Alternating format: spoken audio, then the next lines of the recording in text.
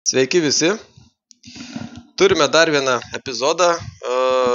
Tik šį kartą jau kalbėsim iš Varšuvos apie Lenkijos kariuomenę.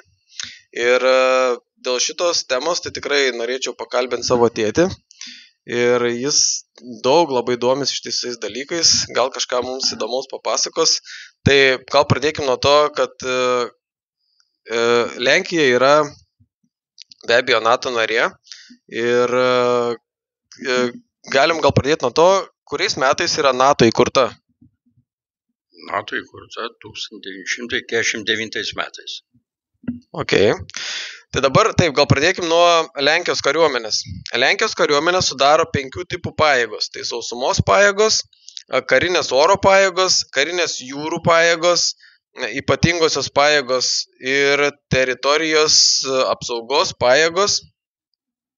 Lenkija gynybai skiria 2 procentus nuo BVP ir iki 2023 žada lėšas padidinti iki 2,5 procento. 2017 metais gegužės mėnesį gynybos ministras patvirtino, kad Lenkijos armijos kontingentas bus padidintas iki 250 tūkstančių. Bet čia buvo anksčiau tai planuota, kol dar nebuvo tokio baisaus karo Ukrainoje. Tai naujausi duomenys skelbia, kad Lenkija gali pasigirti vienomis didžiausių išlaidų, turbūt didžiausia, ko gero, skiriama procentą nuo BVP. Tai šalies politikai sako, kad jau dabar gynybai skiriama daugiau nei 4 procentai nuo BVP, o esą, jei reikės, išlaidos bus dar didinamos.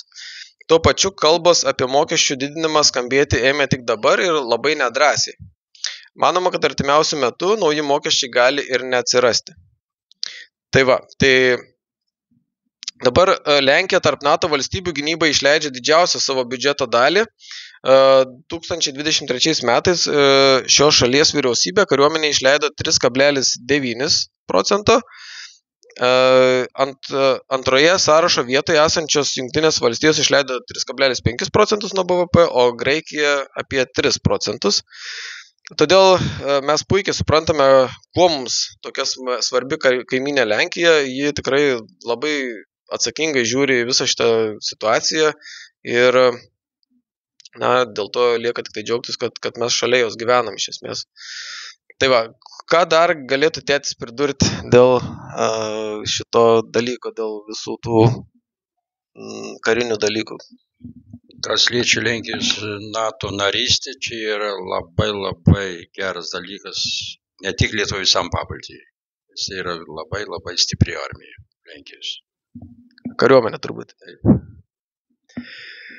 Tai va, tai žodžiu, džiaugiamės šito dalyku, kad galim mes čia taip laisvai atvykti, tikrai labai gražų miestą ir saugų miestą, kaip ten bebuvę. Tai va, tai tikimės, kad tai bus ir ateityje. Tai va, tai tiek būtų šitam video epizode. Sėkmės visiems ir susimatom kitam video epizode. Iki.